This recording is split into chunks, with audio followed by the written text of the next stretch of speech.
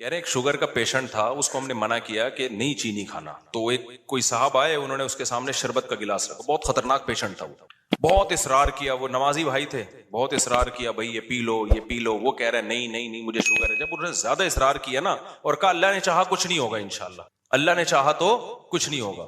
دیکھو صحابہ کرام کا اللہ پہ توکل تھا, انہوں نے دریا میں گھوڑے دوڑا دیے, انہوں نے, یہ بہت اہم واقعہ ہے, اس کو بڑا سبق ملے گا اس سے انشاءاللہ آپ کو, خاص طور پہ دینداروں کے لیے سمجھنے کی چیز ہے. واقعہ ہے نا, ایک علامہ اقبال کا شعر بھی ہے اس پہ کہ دشت و دشت دریا بھی نہ چھوڑے ہم نے, کہ ہم نے تو صرف صحراؤں میں نہیں, ہم نے تو دریاؤں میں بھی کرامت کے طور پر نا گھوڑے دریا میں چلا دیے تھے صحابہ نے. تو ان صاحب نے کہا, داڑھی بھی تھی نمازی بھی, انہوں نے کہا دیکھو صحابہ نے اللہ پہ توکل تھا, دریا میں گھوڑے چلا دیے انہوں نے. تو سامنے شکر ہے کوئی عقل مند بیٹھا ہوا تھا جس کو وہ کھلا رہے تھے نا پورا چینی کا شربت, اس نے کہا دیکھو اگر وہاں پل ہوتا نا پھر اللہ دریا میں گھوڑے نہیں وہ ڈوبنا تھا, انہوں وہاں تو پل نہیں تھا اور مجبوری تھی جانا, صحیح ہے نا, پل ہوتا پھر صحابہ دریا میں چلاتے, پھر سوال ہی پیدا نہیں ہوتا کہ دریا میں گھوڑے چلتے. اللہ کہتا ہے پل ہے تو جاؤ نا, یا پل بنانے کا ٹائم ہوتا تو بھی نہیں. یہ جو قسطنطنیہ میں سلطان محمد فاتح نے قسطنطنیہ اور یہ جو آج کا استنبول ہے جب یہ فتح کیا تھا, تو اس نے کوئی دریا میں تھوڑی گھوڑے چلا دیے تھے. ان کا یہ جو استنبول کا جو قلعہ ہے نا آج جو 4000 سال جس کی پرانی تاریخ ہے, میں نے وہاں جا کے ولاگ بھی بنایا ہے, یہ ترکی کا جو مشہور قلعہ ہے, یہ تو عیسائیوں کے ہاتھ میں تھا, بہت مضبوط عیسائیوں کی اسٹیٹ تھی, اور نبی صلی اللہ علیہ وسلم نے خوشخبری سنائی تھی کہ نعم الجیش جیش یغزو القسطنطینیہ, فرمایا سب سے بہترین لشکر, کیا ہی خوب لشکر ہے جو قسطنطینیہ فتح کرے گا. آپ مکہ میں اور ترکی کی فتوحات کی خوشخبریاں دے رہے ہیں. ہمارے نبی کا یہ ویژن دیکھو, ایک پیغمبر جو نہ لکھنا جانتے ہیں نہ پڑھنا جانتے ہیں, لیکن کتنے کانفیڈنٹلی وہ کہہ رہے ہیں کہ کیا خوب لشکر ہوگا جو قسطنطینیہ کو فتح کرے گا, اور خوشخبری دی, جنت کی بشارت دی. اسی وجہ سے مسلمان فاتحین شروع سے لگے ہوئے تھے اس میں, لیکن نہیں ہو پا رہا تھا. تو سلطان محمد فاتح نے کیا کیا, وہ بھی فوجیں لا کے بٹھا دی, لیکن اتنا مضبوط قلعہ ہے وہ جا ہی نہیں پا رہے بھائی. تو مشورہ ہوا, اب انہوں نے یہ نہیں کیا کہ جی ایک طرف سے سمندر ہے, وہاں بھی سمندر کٹا ہوا ہے نا, آپ میپ میں دیکھ سکتے ہیں, تو سمندر میں ہم کیا کرتے ہیں, بسم اللہ ہی اللہ پڑھ کے سمندر بھی نکل جاتے ہیں. بڑھ جانا, ڈوب جانا تھا انہوں نے, اور کیا. تو اللہ کہتا ہے پہلے اپنے سارے اسباب اور وسائل تو استعمال کرو, پھر میری مدد آئے گی. تو سلطان محمد فاتح نے مشورہ لیا, بھائی کیا کریں یار, یہ تو ناممکن ہے, پیچھے پورا یورپ تھا نا, وہاں سے بھی تو مدد آ رہی تھی ان کی, تو ناممکن تھا اسباب کی دنیا میں بھی. 600 سال ہو گئے, علاقہ ہی نہیں فتح ہو کے دے رہا, اب تو کچھ کرنا پڑے گا کہ نہیں کرنا پڑے گا, اب تو کچھ کرنا ہے بھائی.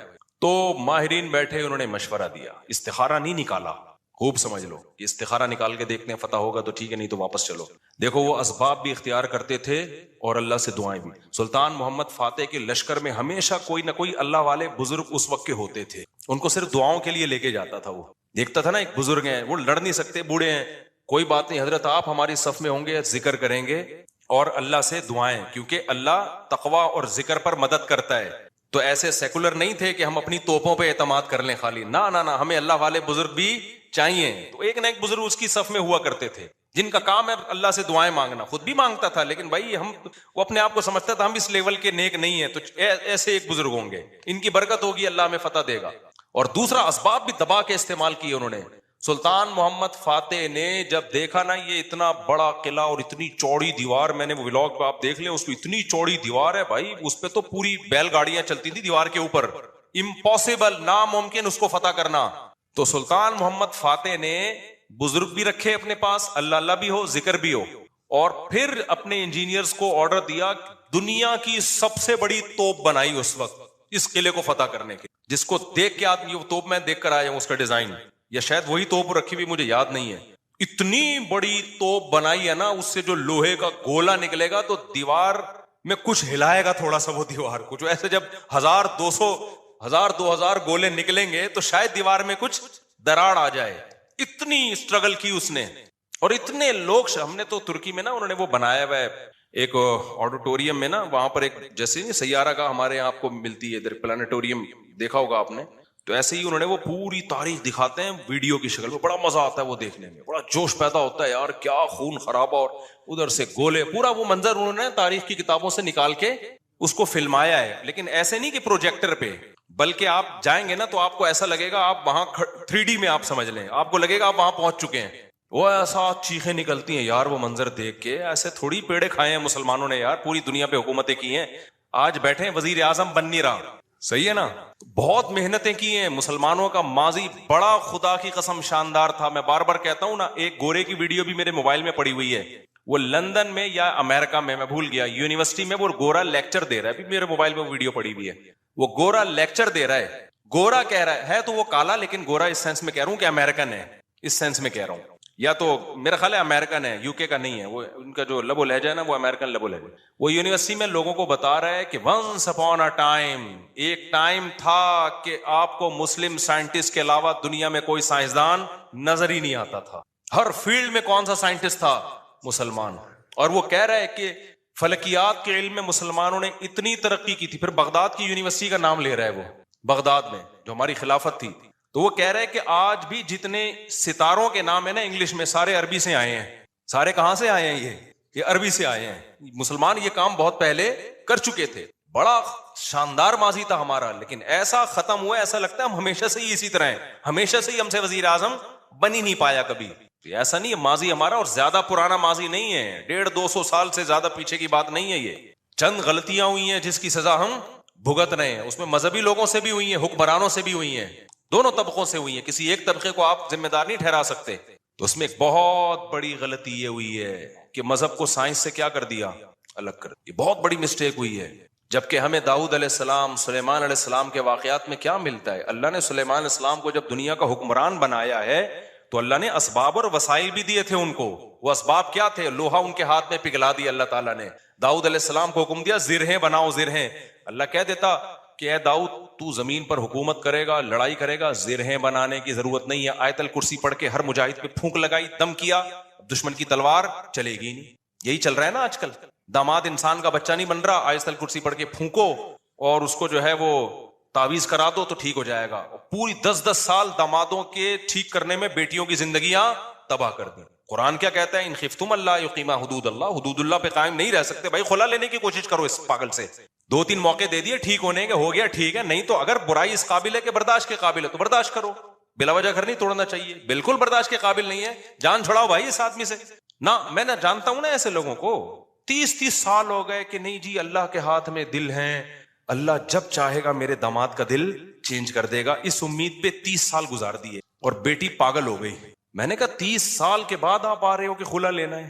کہہ رہے ہیں بھائی وہ اللہ کے ہاتھ میں دل ہے. تو میں نے کہا اللہ کے ہاتھ میں ہے, لیکن اللہ نے کہا کہ میں گھماؤں گا. ہم کب کہہ رہے ہیں کہ اللہ کے ہاتھ میں نہیں ہے؟ اگر ہمیں پتا ہوتا کہ اگلے سال اللہ آپ کے داماد کو ٹھیک کر دیتا, میں کہتا چلو 1 سال اور انتظار کر لو.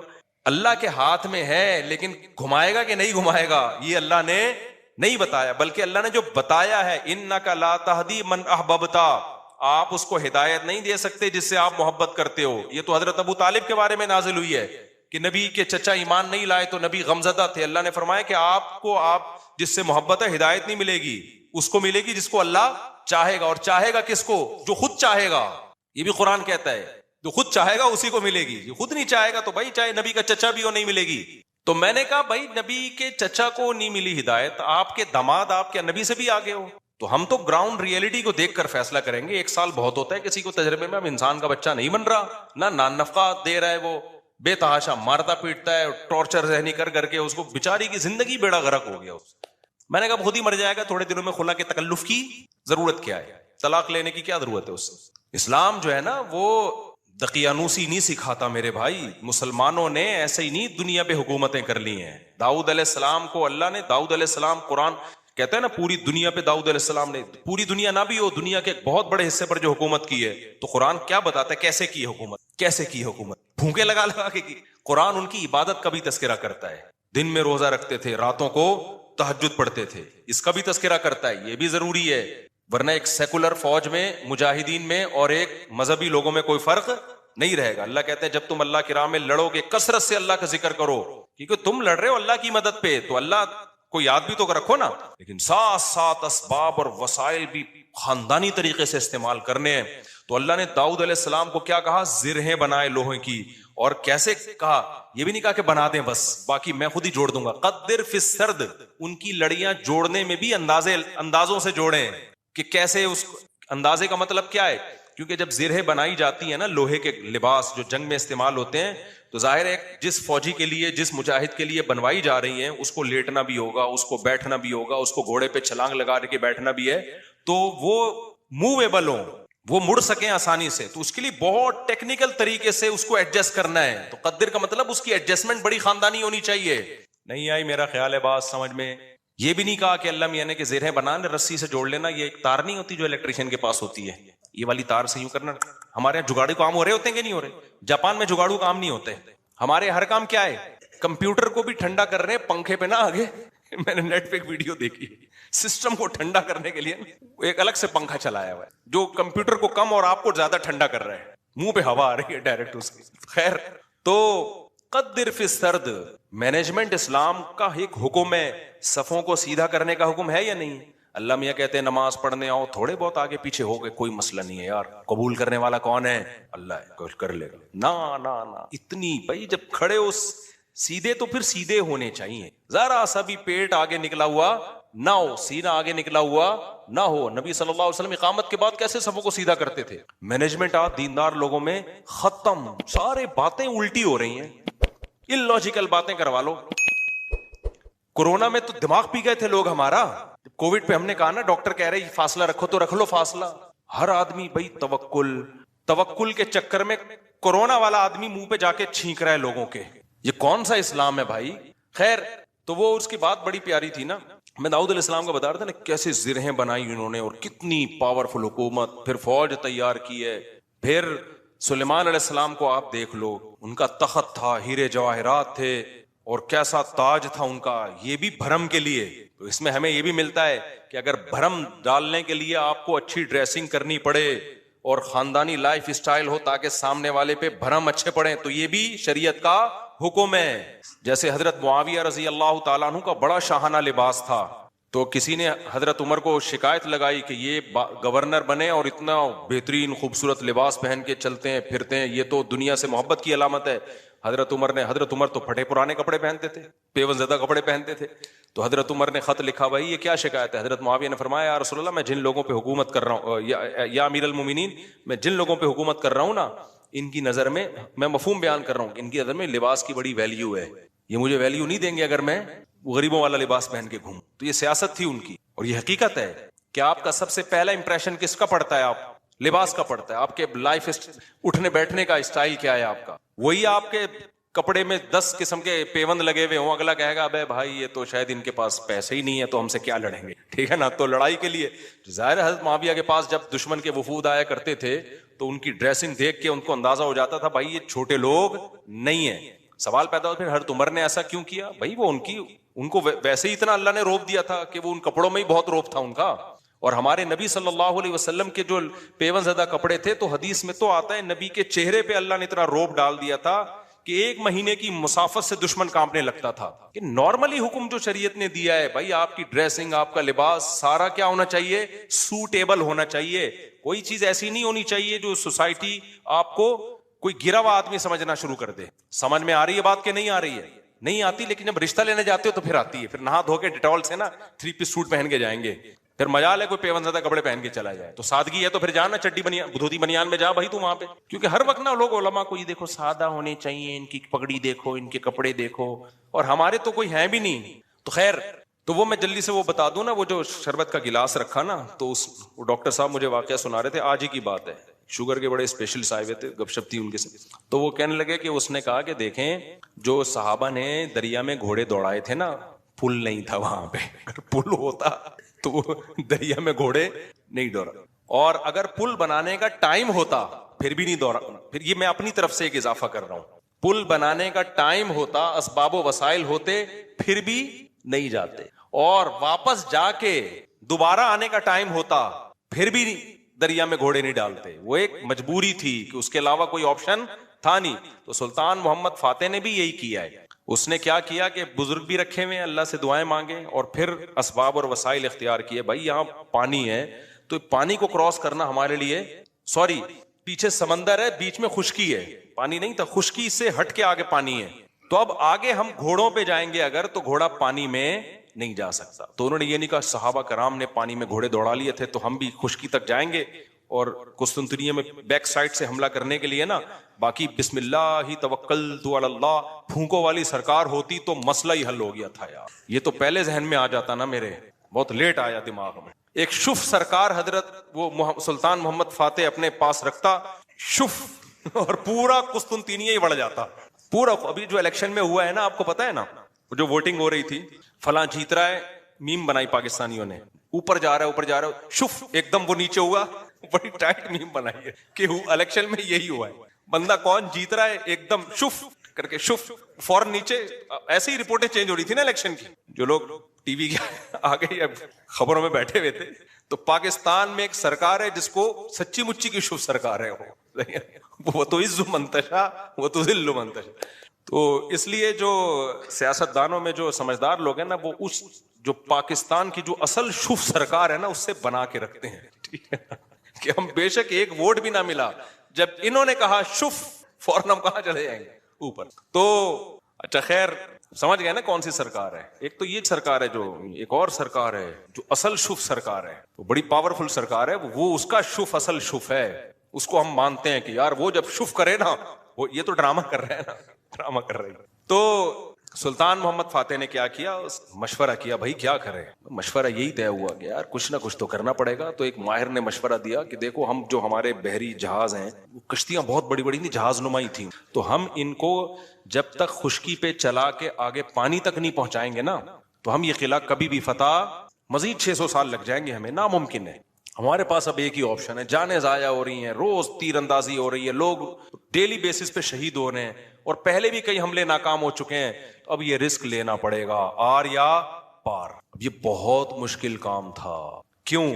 رات میں لوگ سو رہے ہیں, راتوں رات آپ نے یہ کرنا ہے. اب خشکی پہ کیسے چلائیں بھائی پانی, یعنی اس جہازوں کو؟ تو اس کا طریقہ یہ ہے کہ جتنے جانور ہیں نا, اونٹ, گائے, دمبے, سب ذبح کر دو, اور سب کی چربی کو پگھلا کے زمین پہ ڈال دو. اور یہ صبح صادق سے پہلے پہلے کام کیا ہو جانا چاہیے, ختم. اور اس کے بعد یہ کشتیاں رکھ کے نا, لکڑیاں رکھ کے ان کو دھکے دیں گے, کیونکہ ورنہ کون لے جا سکتا ہے, کیونکہ اگر دھکے دے کے تو ناممکن ہے نا خشکی پہ, آپ کسی ایک چھوٹی سی لانچ کو دھکا دینے کی کوشش کرو, کوئی بھی نہیں دے سکتا. تو ہوگا یہ, اور دیں گے بھی اتنا ٹائم لگ جائے گا کہ دشمن تو دیکھ لے گا بھائی یہ لوگ تو یہاں سے آئے, تو راتوں رات یہ کام کرنا ہے. کتنا بڑا, یہ گوروں نے ہسٹری میں لکھا ہے کہ ایسا کام کیا ہے جس کا تصور نہیں تھا. اتنی محنت خرچ ہوئی ہے اس کے اوپر. کیا موٹی موٹی توند اور موٹے موٹے پیٹ ہوتے اگر اس وقت مسلمانوں کے, اور صبح شام بریانی اور قورمے کے ڈھکن کھل رہے ہوتے, اور تیجے کے نام پہ, 40ویں کے نام پہ, شب برات کے نام پہ یہ سب چیزیں کھا رہے ہوتے, تو یہ کر لیتے؟ بولتے کیوں نہیں. میں بار بار کہتا ہوں, کسی بڑے پیٹ والے کا مذاق اڑانا مقصد نہیں ہے. کچھ لوگوں کا نیچرلی پیٹ بڑا ہوا ہوتا ہے, وہ تو قدرت کی طرف سے, وہ صحابہ میں بھی تھا, بڑے بڑے بزرگوں میں تھا. لیکن یہ جو کھا کھا کے توندے نکل رہی ہیں نا, زیادہ کھا کھا کے, یہ بہت برا عمل ہے. نبی صلی اللہ علیہ وسلم کی بخاری کی حدیث ہے, اس امت میں سب سے پہلی جو برائی آئے گی نا, جھوٹ اور بڑے پیٹ, موٹاپا. یہ حدیث ہے صحیح. تو قدرتی طور پر کسی کا پیٹ بڑا ہے تو ایک الگ بات ہے. تو اب انہوں نے کیا کیا, فوراً وہ ساری جانوروں کو رات کو, بھئی اب یہ اس کے علاوہ کوئی آپشن ہمارے پاس. پھر اللہ سے دعائیں بھی مانگ رہے ہیں, کہ اللہ ہمارے بس میں جو تھا ہم نے کر دیا. تو وہ پگھلا کے پورا فرش بنایا راتوں رات. جو عیسائیوں کی اسٹیٹ تھی, ان کے تصور بھی نہیں تھا کہ یار کوئی کسی کا دماغ یہاں بھی جا سکتا ہے, کسی کا دماغ یہاں بھی جا. کتنی محنت کی ہوگی انہوں نے. اس وقت کاش ویڈیو کیمرے ہوتے نا, وہ فلما لیتے یہ ساری چیزیں. پھر وہ راتوں رات کشتیاں لے جا کے نا اس پہ سب کو پار کیا, پانی میں اتار دیا.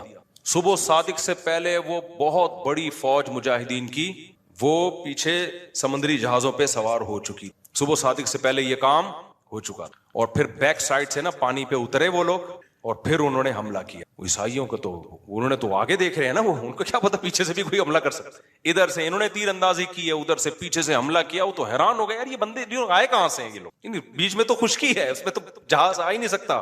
یہ اسٹرگل اور یہ محنت کرنی پڑتی ہے بھائی, پھر قومیں بنتی ہیں. وہ زوں سے نہیں بن جاتی خالی قومیں, سمجھ رہے ہو. ابھی چھوڑو یہ, پھر زوں کاٹ دینا یار, ایک میم ہے, پھر وہ اچھا نہیں ہے. تو وہ ہے نا, میں جاپان گیا, زوں, وہ دیکھا ہے آپ لوگ؟ ابے نہیں, آپ لوگ میمز نہیں دیکھتے آپ لوگ, مجھے لگتا ہے. خیر, ہمارے سابق وزیر اعظم کا بیان آیا تھا کہ میں جاپان گیا, زوں آواز آئی. پھر میں جاپان گیا, زوں آواز آئی. تو ایسے بنتی ہیں قومیں, زوں. اس میں لوگوں نے بڑی میمز, یہ کٹ کر دینا, وہ ورنہ پھونکو, جو ہماری سرکار جو اصل پھونک والی ہے وہ مسئلہ. اچھا خیر, تو یہ ہے اسباب.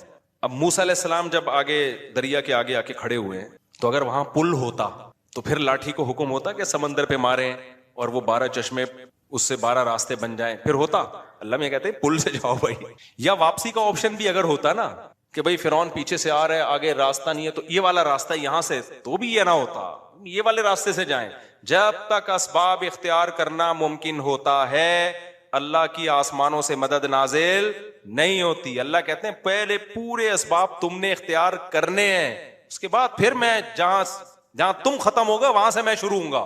ہم لوگ کچھ کرنے سے پہلے ہی ڈائریکٹ کہاں استخاروں پہ چلے جاتے ہیں ڈائریکٹ. تو اس میں ایک بات خوب یہ بھی اچھی طرح سمجھ لو کہ آج کل نا ایک تو لوگوں میں توکل ویسے ہی نہیں ہے، اللہ پہ اعتماد نہیں ہے اور پیسوں کے پیچھے بھاگتے رہتے ہیں. لیکن کچھ لوگوں میں غیر ضروری توکل بھی آ جاتا ہے.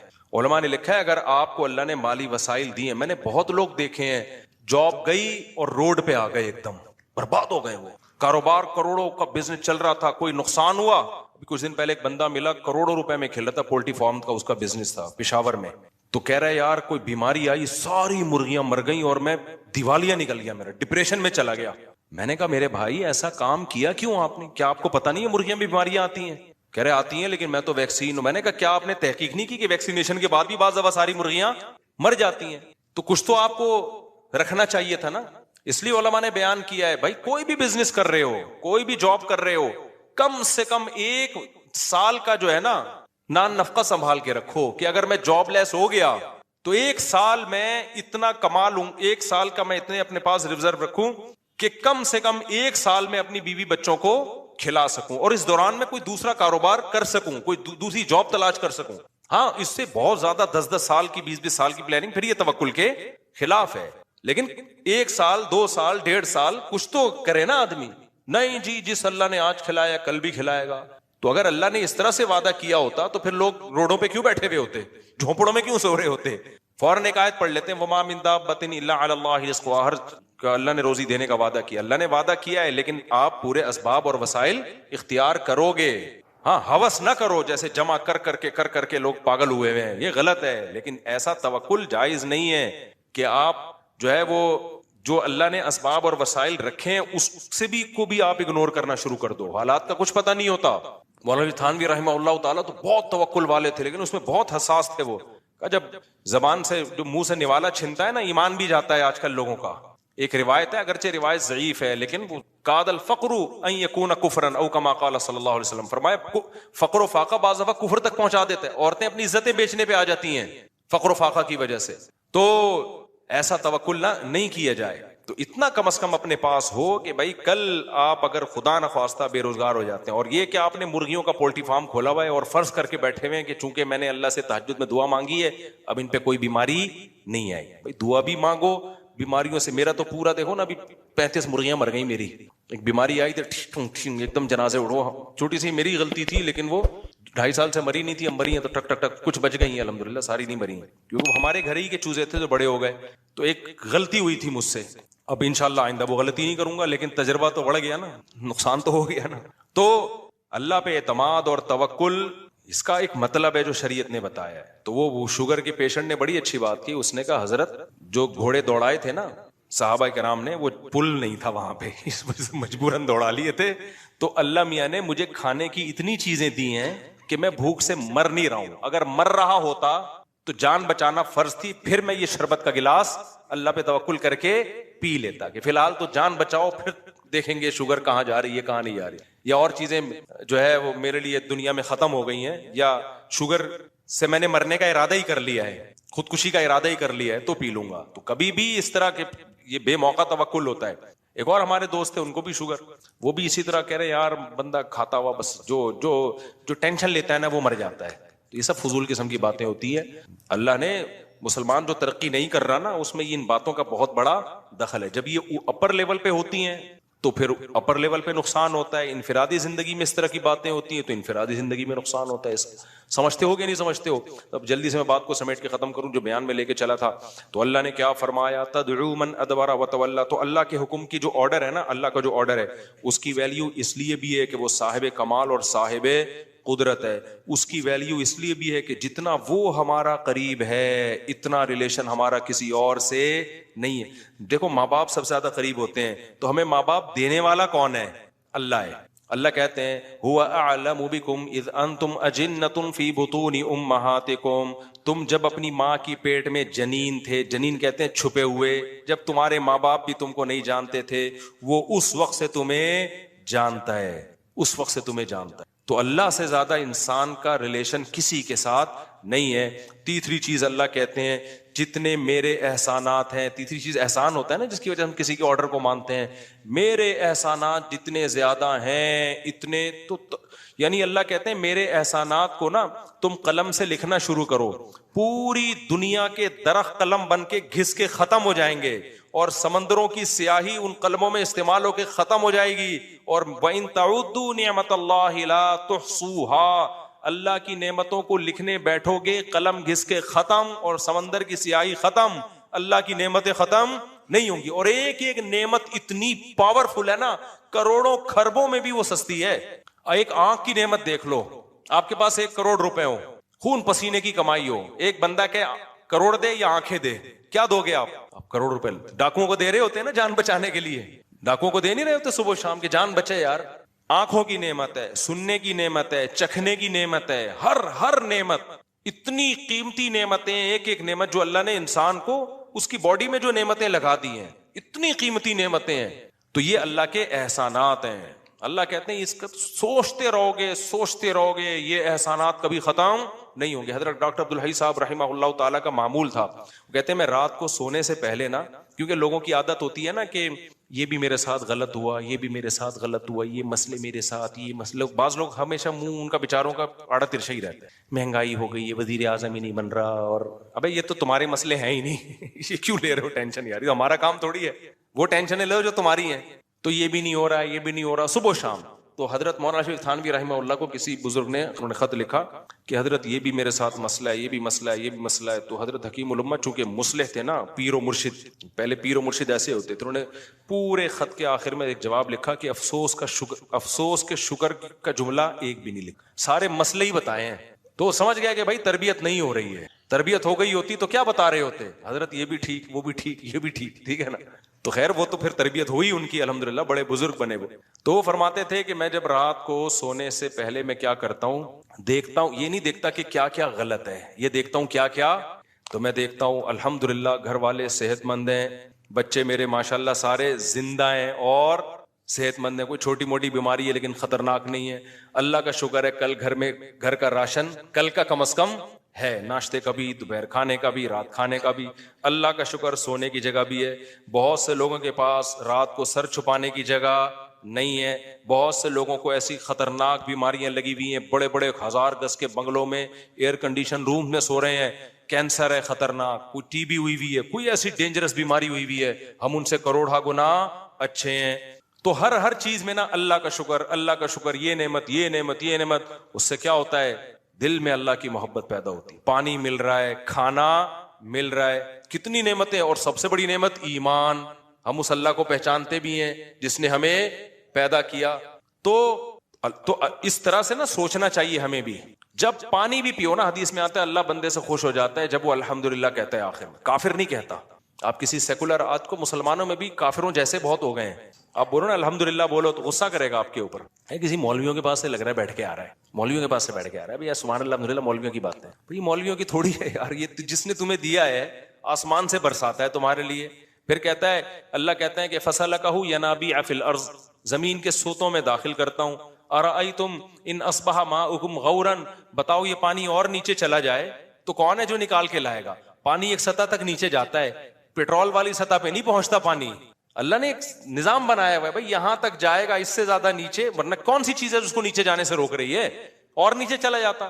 پھر پیٹرول والی کمپنیوں کو آرڈر دیتے کہ نکالیں پانی، ایک ایک نعمت، یہ پانی پیا کرو، سوچا کرو بھائی یہ کہاں سے آ رہا ہے، فلٹر کا پانی بھی تو کہیں نہ کہیں سے آ رہا ہوتا ہے نا جو ہم پی رہے ہوتے ہیں، تو ایک ایک نعمت، تو ہر نعمت پہ انسان کو سوچنا چاہیے، پھر فوراً دل سے آواز نکلنی چاہیے، اللہ تو نے اتنے احسانات کیے تو اے اللہ اب میں تیری نافرمانی نہیں کر سکتا۔ ایک احسان یہ کر لے کہ اپنی نافرمانی سے بچا لے، کیونکہ اب اللہ کے حکم کو توڑنا چھوٹا جرم نہیں ہے۔ اسی کو یہ جو میں نے آیت پڑھی ہے، تدعو من ادبر وتولی، جو ایسا رب، میں نے بتایا تھا نا ریلیشن، محبت اور قوت، بعض دفعہ ریلیشن نہیں ہوتا، صرف محبت ہوتی ہے، بعض دفعہ صرف قوت ہوتی ہے. اللہ میں تینوں چیزیں جمع ہیں اور علی وجہ الکمال جمع ہیں تینوں چیزیں. محبت بھی ہے، ریلیشن بھی، اور طاقت بھی ایک ہی ذات میں. اور ایسی طاقت جو کسی میں نہیں، ایسا ریلیشن جو کسی میں نہیں، ایسے احسانات جو کسی میں نہیں. پھر بھائی اللہ جب کسی بات کا آرڈر دے گا نا، وہ کہہ رہا ہے نماز پڑھو تو پھر آپ کو پڑھنی پڑے گی. وہ کہہ رہا ہے زنا کے قریب مت جاؤ تو اب آپ کو قریب جانے کی اجازت نہیں ہے. وہ کہے گا بوڑھے ماں باپ کے سامنے اف نہ کرو تو اف کرنے کی اجازت نہیں ہے. وہ اگر کہہ رہا ہے کہ سود مت کھاؤ تو کھانے کی اجازت نہیں ہے. وہ اگر کہہ رہا ہے کہ نظر کی حفاظت کرو تو حفاظت کرنی پڑے گی. سمجھتے ہو کہ نہیں سمجھتے؟ تو سب سے پہلے تو نماز ہے، وہی انسان وہی سیدھی نہیں ہو رہی، آج وہی سیدھی نہیں ہو رہی. تو یہ سارے کام کرنے پڑیں گے، یہ آپشنل نہیں ہے اور یہ چھوٹا جرم نہیں ہے. اسی کو اللہ نے کہا تدعو، یہ اس کو بلائے گی جو اللہ کے حکام سے منہ موڑے گا. تو اس لیے اللہ کا دعویٰ برحق ہے. عقل مند لوگ اس دعوے کو مان لیتے ہیں اور اللہ کے حکم کو پورا کرنا شروع کر دیتے ہیں. کہیں کوتاہی ہو تو اللہ کہتے ہیں میں غفور رحیم ہوں، توبہ کرو. ایسا نہیں ہو کہ بس ذرا سی غلطی ہوئی پکڑ کے جہنم میں پھینک دوں گا، نہ نہ نہ، توبہ کا موقع دیتا ہوں، توبہ کرو. تو اور کیا رہ گیا بھائی؟ اب کیوں نہیں شریعت پہ چلے انسان ہے بھائی؟ جب وہ کہہ رہے کہ آنے کی کوشش کرو، سیدھے راستے پر آؤ، غلطی ہو رہی ہے معافی مانگو. اور اللہ کو معاف کرنا کیا ہے؟ پسند ہے.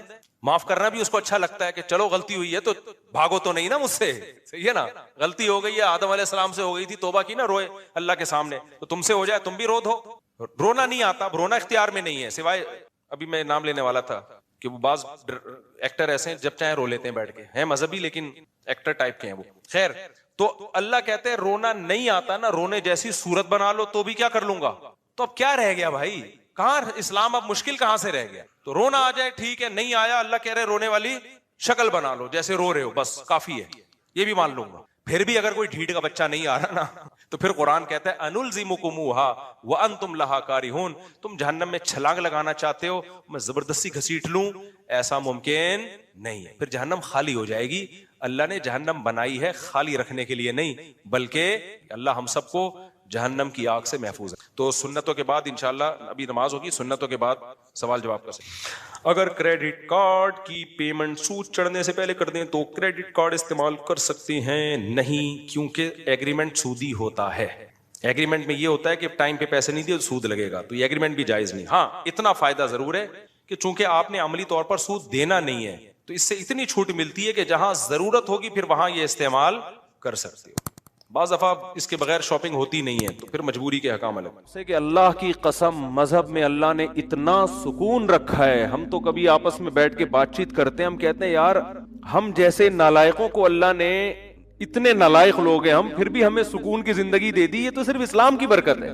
اگر ہماری زندگی میں یہ جو ٹوٹا پھوٹا مصنوعی سا اسلام، ہم اس کو حقیقی اسلام بھی نہیں کہہ سکتے، ہم کتنے پانی میں تو ہمیں پتا ہے، یہ نہ ہوتا ہم تو حیران ہوتے ہیں لوگوں کو دیکھ کے، یار یہ گھروں میں کیسے زندگی گزار رہے ہیں. تو وحشیانہ زندگی ہے، درندگی والی زندگی ہے، حیوانوں والی زندگی ہے. جب آخرت ہی نہیں ہے سامنے آپ کے، آپ کو مرنے کے بعد حیات کا یقین ہی نہیں ہے، جنت جہنم کا یقین نہیں ہے، اللہ سے ہونے کا غیر اللہ سے نہ ہونے کا یقین ہی نہیں ہے، تو آپ کی زندگی تو تباہ و برباد ہو گئی. میں وہ تبلیغی جماعت والوں کی مثال لازمی دیتا ہوں. دیکھو اللہ سے ہونے کا یقین کی انہوں نے بڑی خاندانی مثال دی. پچھلے ہفتے ایک تبلیغی جماعت کے ایک سعودی عرب کے عالم آئے ہوئے تھے، مکہ کے عالم تھے. سعودی عرب میں تو تبلیغ پر پابندی لگی، لیکن سعودیہ میں مکہ مدینہ کے بہت سارے عرب وہیں کے پیدائشی وہ تبلیغ میں لگے ہوئے اور کام کو انہوں نے الحمدللہ اٹھایا ہوا ہے. تو انہوں نے بڑی پیاری مثال دی. انہوں نے کہا دیکھو ہم تو مثال دیتے ہیں نا کہ آگ میں ابراہیم علیہ السلام کو ڈالا گیا مگر آگ نے نہیں جلایا، کیونکہ آگ جلانے میں کس کی محتاج ہے؟ اللہ کے حکم کی. اللہ چاہے گا تو جلے گا، نہیں تو کوئی بھی نہیں جلے گا. انہوں نے ایک اور پیاری مثال دی. انہوں نے کہا دیکھو موسیٰ علیہ السلام دوسرے کنٹری میں، آپ کسی کنٹری میں اجنبی ہو، روزگار نہیں ہے آپ کے پاس، اور آپ کہیں رشتہ لینے کے لیے پہنچ جاتے ہو، کوئی دے گا آپ کو؟ نیشنلٹی بھی نہیں ہے اس کنٹری کی. پھر آپ موسٹ وانٹیڈ بھی ہو، آپ بتاؤ بھائی، یعنی لڑکا آیا آپ سے پوچھنے کے لیے آپ کی بیٹی سے رشتے کا پیغام لے کر، آپ نے کہا کرتے کیا ہو؟ اس نے کہا فی الحال تو کچھ بھی نہیں کرتا، جاب تلاش کر رہا ہوں. آپ دو گے ایسے آدمی کو اپنی بیٹی؟ بولو نا. اچھا یہ بتاؤ یہاں کیسے آنا ہوا ہے بھائی؟ جیسے کے پی کے میں کوئی چلا گیا، کے پی کے والا، یا کراچی میں کوئی آیا کے پی کے سے، آپ پوچھ رہے ہو بھائی کراچی میں کیسے آنا ہوا؟ کہہ رہے وہ کے پی کے میں بندہ مار دیا تھا میں نے، غلطی سے مارا ہے تو میں یہاں فرار ہو کر آیا ہوں. اب آپ دو گے؟ اب آپ دو گے؟ اس پہ مجھے ایک چٹکلا یاد آ رہا ہے لیکن وہ ادھر ادھر بیان چلا جائے گا. اب تو آپ بالکل بھی نہیں دو گے نا. اب بھائی تم پہ تو ویسے ہی کیس بنا ہوا ہے یار, میں اپنی بیٹی تمہارے حوالے کیسے کر دوں؟ نہ اس کنٹری کے ہو, چلو کراچی اور کے پی کے تو ایک ہی ملک ہے نا, دوسرے ملک سے آئے ہو تو اور عجیب ہو جائے گا. تو ایسے موقع پہ میرے بھائی شادی کے علاوہ دنیا کا ہر کام ہو سکتا ہے آپ کا. آپ جاب شاید کہیں مزدوری پہ آپ کو مل جائے, کچھ بھی ہو سکتا ہے, لیکن اس کنڈیشن میں گراؤنڈ ریئلٹی یہ کہتی ہے کہ آپ کی شادی نہیں ہو سکتی. لیکن موسیٰ علیہ السلام کی ٹھک سے شادی ہوئی ہے, ٹھیک ہے نا. تو انہوں نے بڑی پیاری مثال دی کہ یہ اس کی کتنی بڑی دلیل ہے کہ ہوتا کس سے ہے, اللہ سے. تو مایوس ہونا ہی نہیں ہے. جس آدمی کے پاس مذہب نہیں ہے وہ جب دیکھتا ہے اسباب کامیابی کے نہیں ہے تو مایوس ہونا شروع, کہتا اب تو مر گیا, اب تو. اور جو اللہ پر ایمان رکھتے ہیں, توکل ہے بھائی, اللہ کامیاب کرنے میں اسباب کا محتاج نہیں ہے. قرآن میں بار بار ایک مضمون بہت زیادہ بیان ہوا ہے, وہ یہ کہ لِكَيْ لَا تَأْسَوْا عَلَى مَا فَاتَكُمْ وَلَا تَفْرَحُوا بِمَا آتَاكُمْ. کتنی بیلنس والی زندگی انسان کی گزرتی ہے. اللہ فرماتے ہیں کہ سب کچھ اللہ کے ہاتھ میں ہے.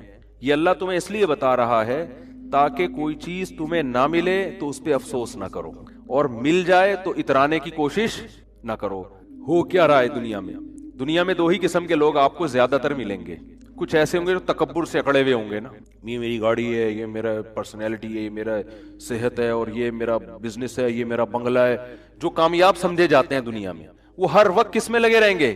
شو بازی میں. وہ پیسہ بھی ہے ان کے پاس, عزت بھی ہے, شہرت بھی ہے, اور ڈینگے مارتے رہیں گے سارا دن بیٹھ کے. دوسرے وہ لوگ ہیں جو ہر وقت ناشکری کی بات ہے, پیسے ہی نہیں ہے. وہ واقعہ تھا نا, ہمارے حضرت نے کسی مولوی صاحب سے پوچھا کہ اتنا عرصہ ہو گیا شادی کیوں نہیں کی, کہہ رہے پیسے ہی نہیں ہے. حضرت ان کی نقل اتار کے بتائیے, ایسے غمزدہ ہو کے انہوں نے کہا نا پیسے ہی نہیں.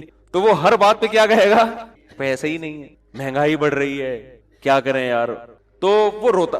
دو ہی طرح کے لوگ ملیں گے. اعتدال والے آپ کو مارکیٹ میں کم ملیں گے, یا تو خوشی میں اترا رہا ہوگا, دوسروں کو نیچا سمجھ رہا ہوگا, یا غم میں ڈپریشن میں جا رہا ہوگا. تو قرآن کیا کہتا ہے کہ سب کچھ کس کے ہاتھ میں ہے؟ اللہ کے ہاتھ. اور اللہ یہ تمہیں اس لیے بتا رہا ہے تاکہ جب خوشی ملے تو اتراؤ نہیں. اللہ 2 منٹ لگائے گا چھیننے میں اگر اللہ چاہے گا, سمجھتے ہیں نا. تو زیادہ چوڑے ہو کے روڈ پہ گھومنے کی ضرورت نہیں ہے. یہ میری گاڑی, یہ میرا بنگلہ, اور یہ میرا بزنس, اور 4 شادیاں. ایک مثال دے رہا ہوں, اب یہ بھی تھوڑا سا کلچر آنے لگا ہے معاشرے میں.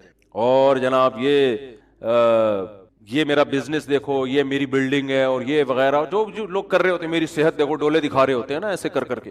ایسا نہ ہو کسی باڈی بلڈر کو ڈولے دکھا رہا ہو اس کو میرا بیان سنا دیں, وہ ویسے بھی دکھا رہا ہوگا کہ مقابلے بھی ہوتے ہیں ان کے. میں شو مارنے کے لیے, دوسرے کو نیچا دکھانے کے لیے جو ڈولے دکھا رہا ہو نا, وہ غلط ہے. سمجھ رہے ہیں کہ نہیں سمجھ رہے؟ تو اللہ نے بتایا کہ یہ تمام طاقتیں کس کے ہاتھ میں ہیں؟ اللہ کے ہاتھ. کیا مطلب؟ جتنی پاور ہے نا اس وقت, جتنے وسائل ہیں, اللہ چاہے گا 2 منٹ میں چھین لے گا. تو جس آدمی کے دماغ میں یہ استحضار ہو کہ میں اسباب سے متاثر نہیں ہوں گا, اللہ مسبب الاسباب ہے, وہ جب چاہتا ہے انسان سے ساری نعمتیں چھین لیتا ہے. فرعون سے کیسے چھینی؟ فرعون کا تصور تھا کہ میں اسی دریا میں غرق ہو جاؤں گا. ابھی کوئی تھا اس کے دل میں تصور؟ اور ہم نے اپنی زندگی میں دیکھے ہیں لوگ, بڑے مالدار لوگ ہوتے ہیں, ایسا دیوالیہ ہوتا ہے کہ دیکھو جیسے اللہ متقی کو ایسی جگہ سے رزق دیتا ہے نا جہاں سے اس کا گمان بھی نہیں ہوتا, تو اللہ بعض دفعہ ایسی جگہ سے رزق چھینتا بھی ہے کہ جہاں سے آپ کا گمان بھی نہیں ہوتا, وہاں سے رزق چھین جاتا ہے. آپ سمجھتے ہو کہ یہ گارڈ ہی انسان کو قتل کر دیتے ہیں, حالانکہ وہ کس کے لیے رکھے ہوتے ہیں؟ حفاظت کے لیے. وہاں سے اللہ نے نقصان پہنچایا جہاں سے آپ کو نقصان کا گمان تھا ہی نہیں. وہاں سے کہتے ہیں نا آستین کا سانپ بن کے آ جاتے ہیں لوگ. تو رزق اللہ ایسی جگہ سے چھین لیتے ہیں, ایسے طریقے سے چھین لیتے ہیں جہاں سے انسان کا گمان بھی نہیں ہوتا, ایسے چھینتا ہے رزق. تو نہ انسان پر اترانا اچھا لگتا ہے, ہر وقت ڈرتا رہے اللہ سے بھائی. اور نسبت کس کی طرف کرے؟ اللہ کی طرف. بھائی اللہ نے دیا, یہ اللہ کی نعمت ہے. یہ زبان سے الفاظ کہنے چاہیے. شریعت میں زبان کی بہت ویلیو ہے. بڑے الفاظ اللہ کو پسند نہیں ہے. حضرت موسیٰ سے ایک خطا ہوئی تھی, لوگوں نے پوچھا کہ اس وقت زمین میں سب سے بڑا عالم کون ہے, اور فرمایا میں ہوں. بات بالکل درست تھی, مگر اللہ کو یہ انداز پسند نہیں آیا کہ آپ بولتے سب سے بڑا تو اللہ ہے, حالانکہ موسیٰ علیہ السلام تو سب سے بڑے عالم تھے. اور جو جتنا بڑا ہوتا ہے اس کی چھوٹی غلطی کو بھی اللہ بہت سخت تنبیہ کرتے ہیں اس پہ. تو موسیٰ علیہ السلام کو ایسی تنبیہ ہوئی کہ خضر علیہ السلام کے پاس بھیج دیا کہ ان کو کچھ علم ہم نے ایسا دیا جو آپ کے پاس نہیں ہے. تو اسی طرح جب انسان پریشانیوں میں ہو تو قرآن کہتا ہے مایوس نہ ہو. کیوں؟ طاقتیں کس کے پاس ہیں؟ اللہ کے پاس. آپ کیوں مایوس ہوتے ہیں؟ آپ کہتے ہو یار یہاں بھی جاب نہیں مل رہی, یہ بھی مسئلہ نہیں ہے, نہ شادی ہو رہی ہے میری, نہ جو ہے یہ بچہ انسان کا بچہ بننے کی کوشش کر, جو میری اولاد ہو گئی ہے, پیدا تو انسان کا بچہ ہی ہوا تھا, سب مبارکباد دے رہے تھے, لیکن یہ مجھے انسان کا بچہ لگتا نہیں, یہ جن کا بچہ ہے, آ کے لے جائیں. مسجد سے اعلان ہوتا ہے نا جن کا بچہ ہے آ کے لے جائیں, تو لوگ ایک صاحب پہنچے جن کا بچہ مسجد میں کیا کر رہا ہے. گاؤں دیہاتوں میں نا مسجدوں میں یہ بہت اعلان ہوتے ہیں, حضرات چڈی نیلے رنگ کی نہ جن کا بچہ ہے آ کے لے جائیں. تو قرآن کیا کہتا ہے, وَلَا تَأْسَوْا عَلَىٰ مَا فَاتَكُمْ, جو چیز نہیں ملی ہے اس پہ افسوس. بہت سی چیزیں زندگی میں نہیں ملتی, افسوس نہ کرو بھائی, اللہ اس کا آلٹرنیٹ بھی دے سکتا ہے, نہیں بھی دیا تو اللہ نے چھینی ہے نا, تو کوئی اس میں حکمت ہوگی. اور حدیث میں جو آتا ہے نا, اللہ کہتے ہیں کہ میں اپنے بندے کے ساتھ وہ معاملہ کرتا ہوں جو بندہ جیسا میرے ساتھ گمان رکھتا ہے. تو اس کا یہی مطلب ہے. لوگ کیا سمجھتے ہیں کہ یار ہم تو اللہ سے بہت گمان رکھتے ہیں کہ اتنی دولت اللہ ہم کو دے گا, لیکن اللہ تو دے ہی نہیں رہا. ہم تو 6 سال سے اللہ سے امیدیں لگا کے رکھے ہوئے, پیسہ ملے گا ہمیں. تو حدیث میں تو آتا ہے جیسا گمان رکھو گے ویسا ہوگا. پیسے تو پان گٹکے کے نہیں نکلتے یار, ہم تو گمان رکھ رکھ کے تھک گئے. ہر حدیث کا ایک خاص مفہوم ہوتا ہے. مطلب حدیث کا یہ ہے کہ آپ کے ساتھ اگر ایسا لگ رہا ہے کہ غلط ہو رہا ہے, آپ کاموں میں ناکام ہو رہے ہیں, آپ اللہ سے اچھی امید رکھو کہ انشاءاللہ اسی میں خیر ہوگی, تو واقعی اس میں پھر خیر ہوگی. جیسے یوسف علیہ السلام کتنے غموں میں تھے نا, لیکن اللہ سے امیدیں لگا کے بیٹھے ہوئے تھے, اس میں میری خیر ہے. یعقوب علیہ السلام کے دونوں بیٹے بچھڑ گئے, لیکن کہہ رہے ہیں اعلم من اللہ ما لا تعلمون, میں اللہ کے بارے میں وہ کچھ جانتا ہوں جو تم نہیں جانتے, اس میں میری خیر ہوگی. ہوئی خیر کی نہیں ہوئی؟ لیکن اگر آپ الٹا سوچنا شروع کر دو گے, نبی صلی اللہ علیہ وسلم ایک صحابی کے پاس گئے, بوڑھے تھے, بخار میں تھے, تو آپ نے فرمایا لا باس طہور انشاءاللہ. یہ بخار حدیث میں آتا ہے جب بخار کی گرمی یہ جہنم کی آگ کو ٹھنڈا کرتی ہے. یہ جہنم کی آگ کو, یعنی حدیث میں کا مفہوم ہے کہ جو آخرت میں اللہ نے عذاب دینا ہے نا آگ کا, دنیا میں بخار کی شکل میں دے دیتا ہے اللہ اہل ایمان کو بعض دفعہ. تو کتنی بڑی نعمت ہے بخار کا ہونا. گناہ دھلتے ہیں, تو وہ انہوں نے کہا کہ نہیں, یہ میرے گناہ معاف کرنے کے لیے نہیں, یہ ایک بوڑھے پہ مسلط ہو کے اس کو ستانے کے لیے آیا ہوا ہے. تو آپ نے فرمایا اب ایسا ہی ہوگا, اب یہ بخار گناہوں کی معافی کا ذریعہ نہیں بنے گا. تو یہ مطلب ہے کہ جیسا اللہ کے بارے میں آپ گمان رکھیں گے اللہ کا معاملہ آپ کے ساتھ ویسے. اس لیے غموں میں میرے بھائی زبان سے ناشکری کے الفاظ نہ نکالو. دیکھو غم میں ہائے ہوئے کرنا جائز ہے, یہ انسان کی نیچر ہے, رونا بھی جائز ہے. غم میں مسکرانا بڑا مشکل کام ہوتا ہے, یہ نیچر کے خلاف ہے. ایک دفعہ کیا ہوا, ایک صاحب کے ایک خاتون تھی, ان کے شوہر شہید ہو گئے کہیں ٹارگٹ کلنگ میں یا کسی بھی حادثے میں, ابھی مجھے پورا واقعہ یاد نہیں ہے, یا کوئی آرمی میں تھے بارڈر پہ شہید ہو گئے, واللہ عالم, بہت پرانا واقعہ ہے. مجھے واقعے کی روح یاد رہ جاتی ہے نا, پورا وہ ایک ایک چیز تفصیل سے یاد نہیں ہوتی. اب کیا ہے کہ ان کے گھر میں جب خبر لے کر آئے ہیں کہ تمہارے شوہر شہید ہو گئے, تو خبر لانے والا اتنا بیوقوف آدمی, اس نے کہا آپ کے لیے خوشخبری ہے کہ آپ شہید کی بیوہ بن گئی ہیں. اب اس بیچاری کو مجبور کیا مٹھائی کھاؤ اور مٹھائی کھلاؤ, محلے میں مٹھائیاں بٹوائی جا رہی ہیں. لوگ بھی کہہ رہے ہیں یار ماشاءاللہ دیکھو کیسا حوصلہ ان لوگوں کا کہ شہید پہ خوشی منا رہے ہیں. بھائی ٹھیک ہے, اللہ نے بہت بڑا مقام دے دیا, لیکن چاہے شوہر جنت میں ہی گیا ہو, عورت سے شوہر جدا تو ہو گیا نا. اب وہ بیچاری جو اس کے ریلیٹیو ہے نا, انہوں نے مجھے بتایا کہ وہ رو بھی رہی ہے اور اس کو کہہ رہے ہیں رونا نہیں ہے, رونا نہیں ہے, گناہ ملے گا, گناہ ملے گا. تو یہ کیا ہے, یہ بالکل شریعت کے خلاف تعلیمات ہیں. بھائی اس کو رونے دو, بیچاری کو غم تو ہوا ہے نا. مٹھائی وٹھائی نہیں بنتی ایسے موقع پہ. شہادت بہت بڑا رتبہ ہے, شہید کے لیے ہے نا, وہ مٹھائی کھلائے, ٹھیک ہے نا. تو اس کو تو کھلا نہیں سکتے, قبر میں جا کے لڈو کھلائیں اس کو, اس کے لیے تو ہے. پیچھے رہ جانے والوں کے لیے تو غم ہے نا کہ آپ کا محبوب آپ سے بچھڑ گیا, بھلے جنت میں ہی گیا ہو, آپ سے تو بچھڑ گیا نا. ارے آپ کا جگری دوست امریکہ جا رہا ہو, خوش ہو, آپ پھر بھی رخصت کرتے ہوئے روتے ہو اس کو کہ بیٹا امریکہ جا رہا ہے. مائوں کی تمنا تھی میرا بچہ امریکہ میں جائے, کماؤ پوت بنے, پیسے کما کے بھیجے, لیکن جس دن جا رہا ہوتا ہے اس دن ماں خوش ہو رہی ہوتی ہے, رو رہی ہوتی ہے کہ بھائی مجھ سے تو بہرحال جدا ہو رہا ہے نا. باپ بھی پریشان ہوتا ہے, ماں بھی پریشان ہوتی ہے. تو یہ ایک بیٹیاں جب گھر سے رخصت ہوتی ہیں, اور آسان مثال, ماؤں نے خود شادی کرائی ہوتی ہے, ماؤں نے خود رشتہ طے کیا ہوتا ہے, وظیفے پڑے ہوتے ہیں, لیکن جس دن بچی رخصت ہوتی ہے ماں رو رہی ہوتی ہے, ہنس رہی ہوتی ہے. بولو نا, اب کوئی اس پہ اعتراض کرے, لو اتنی مشکل سے رشتہ ملا, یہ تو رو رہی ہیں, واپس کرو اس رشتے کو بھائی, لے کر آوے, چل بھائی دفعہ یہاں سے. کیا خیال ہے؟ 50-50 یاد آتا ہے ایسے موقع پہ نا. کیمرہ لگا ہوا تھا, روتے ہوئے رخصت کیا نا ماں نے بیٹی کو. ڈرامے بھی ہوتے ہیں نا, تو وہ کیمرہ مین نے بتایا کہ کیمرہ آن کرنا بھول گیا تھا. اس نے کہا کمبخت اتنی مشکل سے کیونکہ یادگار ہوتی ہے نا, ساری زندگی دیکھنا ہے. اگر وہ نہیں روئے گی تو جب شادی کی ویڈیو بعد میں جا کے دیکھیں گے, بولیں گے یار کیسی ماں ہے, روئی نہیں رہی, بچی رخصت ہو رہی ہے گھر سے. تو وہ کیمرہ لگایا ہوا تھا 50-50 میں, روتے ہوئے رخصت کیا جا رہا ہے, تو جیسے ہی وہ اس نے بتایا وہ سوری آنٹی میں کیمرہ آن کرنا بھول گیا تھا, اس نے کم بخت اتنی مصیبت سے روئی تھی, دوبارہ پورا عمل ریورس ہوا ہے نا, واپس دلہن کو واپس لے کر آؤ, کیمرہ تسلی ہوگی آن ہے, اب رو رو کے رخصت. یہ بھی ہوتا ہے, میتوں میں رو رہے ہوتے ہیں لوگ تکلف میں. خیر, لیکن حقیقت میں بھی ماں باپ اس دن, باپ بھی اکثر روتے ہیں, ماں بھی رو رہی ہوتی ہے, بیٹی گھر سے رخصت ہو رہی ہے. حالانکہ باپ نے بڑی دعائیں مانگی ہوتی ہیں اچھا رشتہ مل جائے, ماں نے بڑی دعائیں مانگی ہوتی ہیں, تلاش کی ہوتے ہیں, لیکن پھر بھی رو رہے ہوتے ہیں. تو ان کے رونے کو دیکھ کے کوئی یہ نہیں کہتا چپ. تو یہ اچھا یاد رکھو, ایسے موقع پہ بارات کا کھانا ماں کے ذمے باپ کے ذمے ڈالنا یہ بھی نیچر کے خلاف ہے, خوب سمجھ لو. نہیں یہی بات سمجھ, یہ جو لڑکی والے کھانا کھلاتے ہیں نا یہ بھی illogical ہے. وہ قومیں جن پر انگریز نے حکومت نہیں کی ہے یا ہندوؤں کے ساتھ وہ قومیں نہیں رہی ہیں, ان میں آپ کو بارات کے کھانے کا تصور نہیں ملے گا. یہ بھی illogical ہے. وجہ اس کی ہے, میں تو ان چیزوں پہ شروع سے غور کرتا ہوں کہ مجھے شروع سے سمجھ میں ہی نہیں آیا بارات کا کھانا نا, کہ یار باپ کے گھر سے بیٹی رخصت ہو رہی, وہ کیوں کھلائے بھائی. آپ کہہ سکتے ہو خوشی ہو رہی ہے, ٹھیک ہے, خوشی انتہا کے اعتبار سے اس کا فیوچر بن رہا ہے, لیکن وہ دن ماں باپ کے لیے خوشی کا دن نہیں ہوتا, وہ دن ماں باپ کے لیے غم کا دن ہوتا ہے. این اس دن پہ کھانا کھلانا اور کھانا کھلانے کو یعنی ان کو مکلف بنانا کہ اس دن کو سیلیبریٹ کریں, یہ نیچر کے خلاف ہے. میں نے تو یہ بات شروع سے کر رہا تھا. پھر یہ جو ہمارے وزیرستان کے پٹھان لوگ ہیں, مسعودی قوم اور دوسری قومیں, مسعود قوم ہے نا اور دوسری قومیں, میں نے ان میں جا کے ریسرچ کی. میرے شاگرد بھی ہیں بہت سے وزیرستان کے. میں نے کہا یار تمہارے یہاں بارات کا کھانا, میں نے ان کو اپنا فلسفہ نہیں بتایا کہ میری رائے یہ کہ یار یہ نیچر کے خلاف لگتا ہے مجھے یہ کام, میں نے اپنا نہیں بتایا تاکہ ایسا نہ ہو کہ وہ جو آگے بیان دیں اس میں مجھے خوش کرنے کے لیے کوئی غلط بیانی سے کام لیں. تو میرے شاگرد ہیں وزیرستان کے, انہوں نے بتایا کہ مجھے کہا کہ ہمارے ہاں جب بہن بیٹی رخصت ہوتی ہے تو وہ غم کا دن ہوتا ہے, وہ خوشی کا دن. لڑکا تو کھلاتا ہے کٹے ذبح کر کے, ٹھیک ہے نا, بے شک وہ شادی والے دن ہی کھلائے, تو یہ لڑکا دعوتیں کر رہا ہوتا ہے, لڑکی کا باپ دعوت نہیں کرتا. میں نے کہا دیکھو, کیونکہ انگریزوں نے حکومت نہیں کی نا وزیرستان میں, انگریز آیا تھا طبیعت سے پٹ کے گیا تھا. پتا ہے آپ کو یہ بات؟ آپ کو پتہ ہی کچھ نہیں یار, دنیا میں ہو کیا رہا ہے. گورے نے جب 100 سال ہندوستان پہ حکومت کی ہے تو یہ وزیرستان کے علاقوں میں وہ حکومت نہیں میں نے ایک کتاب پڑھی ایک, اس زمانے میں گورے کی آرمی میں ایک لیفٹیننٹ تھا, اس نے اپنی کارگزاری بیان کی ہے کہ بہت پرانی, وہ تو بیچارہ دنیا سے چلا گیا ہوگا, تو اس نے کارگزاری بیان کی کہ ہندوستان سے جب ہم آتے تھے نا ادھر کے پی کے سے ہوتے ہوئے ادھر وزیرستان کی طرف آتے تھے تو کتنے پاپڑ یعنی ہمیں بیلنے پڑتے تھے.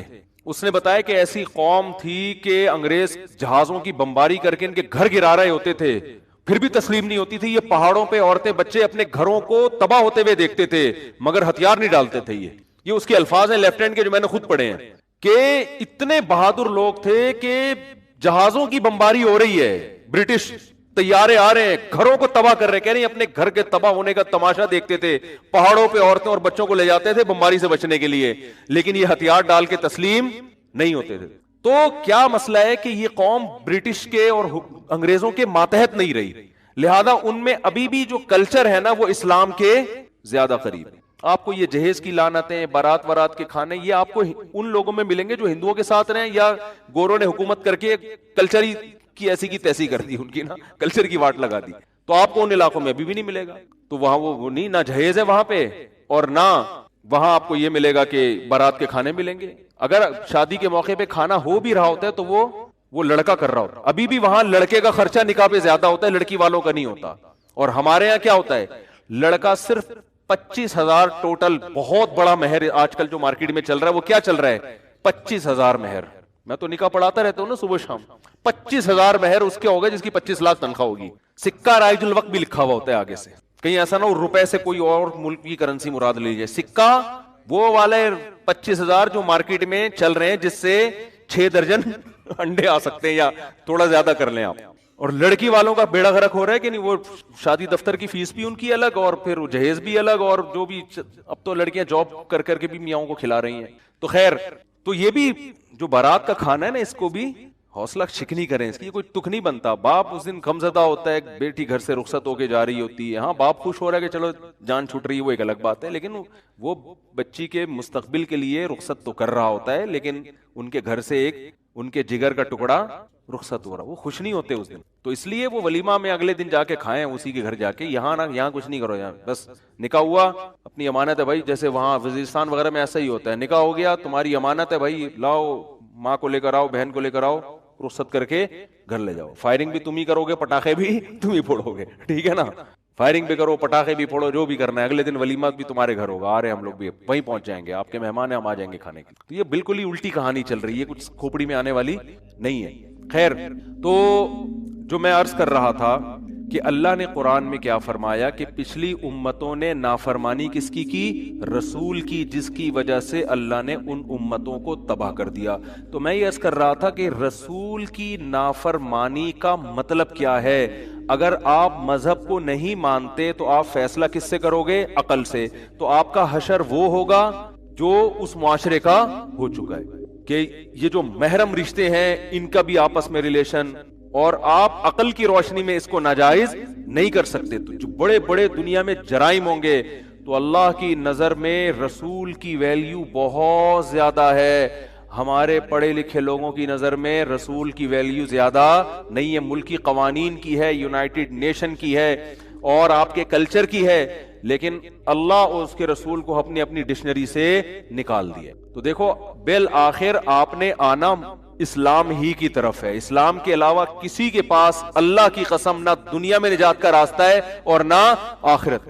رہا مسئلہ جو اسلام پہ اعتراضات کیے جاتے ہیں نا, آپ کسی عقل مند سے پوچھو وہ بتائے گا یہ اسلام کا اعتراض نہیں, اسلام کا حسن ہے, جس کو آپ کو اعتراض بنا کے بتایا جا رہا ہے. کتنے الٹے الٹے اعتراض. میں نے بتایا تھا نا کہ حضرت ابو ذر غفاری رضی اللہ تعالیٰ عنہ نے نبی صلی اللہ علیہ وسلم سے پوچھا کہ کیا مومن جنت میں جائے گا؟ آپ نے فرمایا ہاں مومن جنت میں جائے گا. انہوں نے فرمایا وَإِن زَنَا وَإِن سَرَقَ, یا رسول اللہ اگر وہ زنا کرتا ہے, چوری کرتا ہے, پھر بھی جائے گا؟ آپ نے فرمایا پھر بھی جائے گا.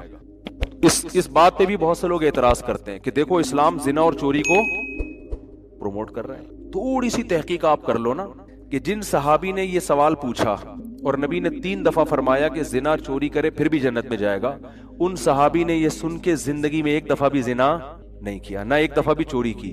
بلکہ حضرت ابو ذر غفاری ایسے صوفی صحابی تھے, اتنا خواہشات نفسانیہ سے بچا کرتے تھے کہ حلال خواہش بھی آپ نے چھوڑ دی تھی. آپ کا یہ نظریہ تھا کہ پیسہ حلال رکھنا بھی جائز نہیں ہے, آپ کی یہ سوچ تھی. تو جو تقوی کے اس معیار پہ پہنچا ہوا صحابی ہے, حالانکہ اس حدیث کو سننے کے بعد تو آپ کو یہ سوچنا چاہیے تھا ہر چیز حلال ہو گئی نا. تقوی کے ایسے معیار پر تھے کہ آپ سمجھتے تھے کپڑے بھی پھٹے پرانے پہننے پڑیں گے آپ کو, یہ دنیا مسافر خانہ ہے, آپ کو حلال میں بھی قناعت کرنی پڑے گی. حضرت عمر رضی اللہ تعالیٰ عنہ نے آپ کی اس سوچ کی وجہ سے آپ کو مدینہ سے باہر نکال دیا تھا کہ آپ مدینہ میں نہیں رہ سکتے, کیونکہ سب لوگوں پر اعتراض کرتے تھے وہ کہ بھئی آپ نے اتنا اچھا لباس کیوں پہنا ہوا ہے, آپ نبی کا تو ایسا لباس نہیں تھا. یعنی تقوی کے ایسے معیار پر. تو آپ سمجھ سکتے ہیں کہ جس صحابی کو یہ بات بتائی جا رہی ہے وہ اس کا مفہوم کچھ اور لے رہے ہیں اور آپ اس کا مفہوم کچھ اور لے رہے ہیں. اگر اسلام اس طرح کی حدیثوں کے ذریعے چوری کو پروموٹ کرنا چاہتا تو ابو ذر غفاری رضی اللہ تعالیٰ عنہ معاذ اللہ وہ تو چوری کی طرف مائل ہوتے, وہ تو حلال کی طرف بھی مائل نہیں ہے. اس سے پتا چلتا ہے کہ اس حدیث کا وہ مفہوم نہیں ہے جو آپ توڑ موڑ کے پیش کر رہے ہو. اس کا وہی مفہوم ہے جو پوری امت مراد لیتی ہے کہ ایمان کی برکت سے سزا کھانے کے بعد بالآخر جنت میں چلا جائے گا, چوری کی سزا ملے گی. اسلام تو چوری کے اتنا خلاف ہے, اسلام کہہ رہے ہاتھ کاٹ دو, جبکہ آپ کیا کہہ رہے ہیں 2-4 تھپڑ لگا کے اس کو رخصت کر دو.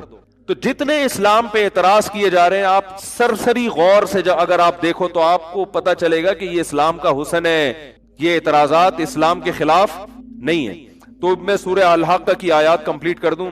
فرمایا فَعَصَوْا رَسُولَ رَبِّهِمْ فَأَخَذَهُمْ أَخْذَةً رَّابِيَةً إِنَّا لَمَّا طَغَى الْمَاءُ حَمَلْنَاكُمْ فِي الْجَارِيَةِ لِنَجْعَلَهَا لَكُمْ تَذْكِرَةً وَتَعِيَهَا أُذُنٌ وَاعِيَةٌ. پچھلی امتوں کی اللہ نے تباہی کا ذکر کیا نا, تو نوح علیہ السلام کا واقعہ بھی اللہ نے مختصر بیان کیا. فرمایا اس وقت کو بھی یاد کرو جب پانی نے سرکشی کی اور ہم نے تمہیں کشتی میں سوار کر دیا. ہم نے تمہیں کشتی میں سوار کیا, حالانکہ ہمیں سوار نہیں کیا تھا. اللہ خطاب تو ہم سے کر رہے ہیں نا.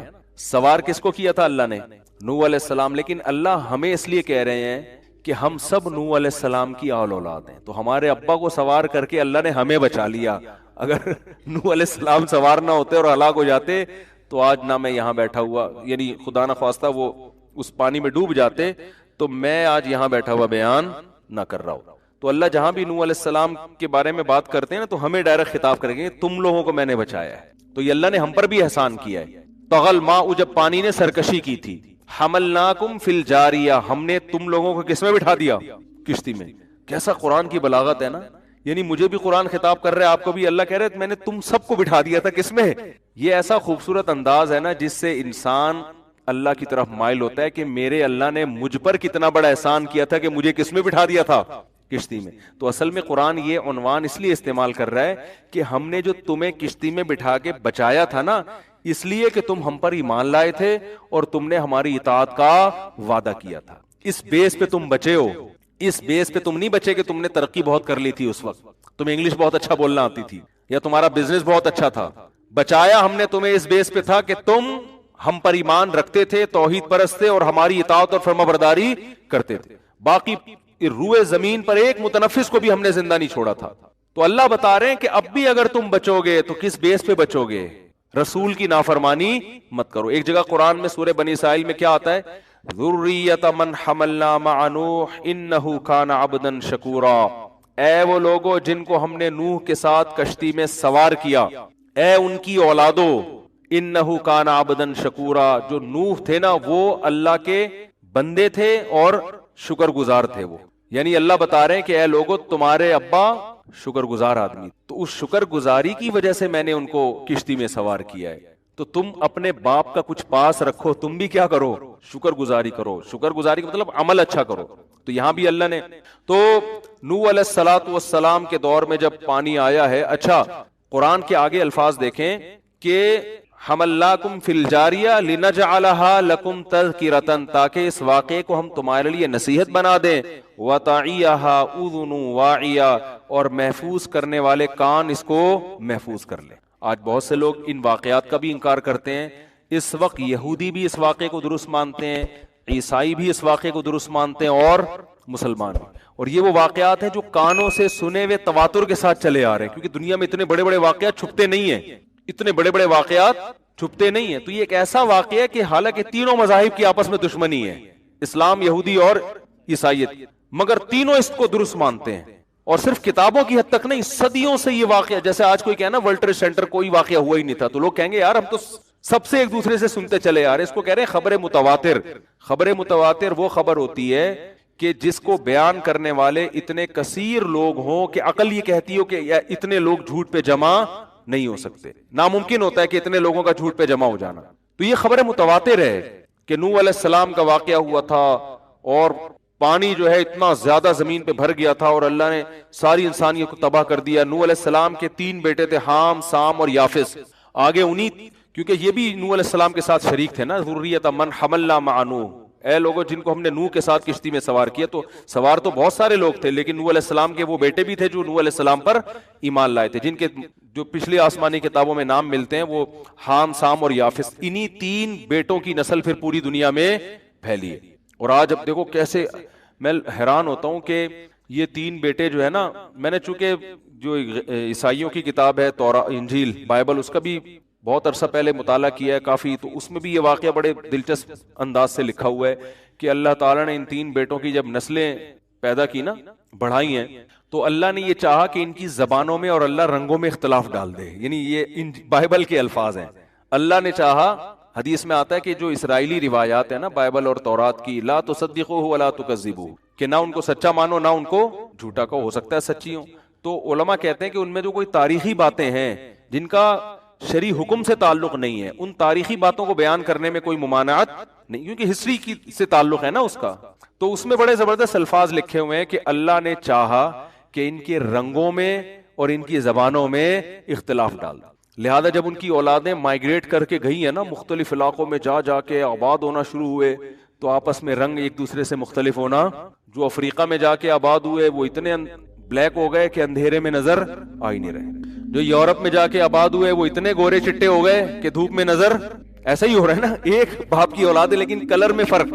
کچھ اتنے لمبے لمبے ہو گئے ہیں بھائی, کچھ ایسے ہیں کہ وہ جتنا کھا رہے ہیں چھوٹے ہی ہوتے جا رہے ہیں. ٹھیک ہے, قدوں میں کتنا فرق ہے. ہمارے حضرت مفتی رشید احمد صاحب رحمہ اللہ تعالیٰ فرمایا کرتے تھے کہ بہت جو چھوٹے قد کے لوگ ہوتے ہیں نا, وہ فرماتے تھے مجھے ایسا لگتا ہے ملائکہ ہے نا, قرآن میں ملائکہ کا لفظ, تو دو ڈنڈیوں کے بیچ میں حمزہ نہیں ہوتا چھوٹا سا, تو کہتے ہیں جب یہ کرسی پہ بیٹھے ہوئے ہوتے ہیں تو ایسا لگتا ہے کہ دو ملائکہ کا لفظ ہے اس کے بیچ میں حمزہ, کہ دونوں طرف وہ کرسی ہے اور بیچ میں تو وہی ملائکہ کا لفظ بن جاتا ہے نا. تو کوئی اتنا چھوٹا, کوئی اتنا بڑا, کوئی ایسا کالا, کوئی ایسا سفید. زبانوں میں اختلاف کیسا ہے, حالانکہ ایک ہی زبان تھی لیکن وہ چینج ہوتے ہوتے ہوتے ہوتے ہوتے اتنی تبدیلیاں آئی ہیں. کوئی انگلش بن گئی, عربی بن گئی, پشتو بن گئی, فارسی بن گئی. آپ دوسری زبان کا وہ آدمی کہتا ہے چائنیز کیسے بنی ہوگی, چانچی پتہ نہیں کیسے بنی ہے یار, میں تو حیران ہوں یار کیسے بن گئی نا, بالکل ہی عجیب زبان. تو یہ ایک ہی زبان ہے جس کو اللہ نے مختلف زبانوں میں تقسیم کر دیا.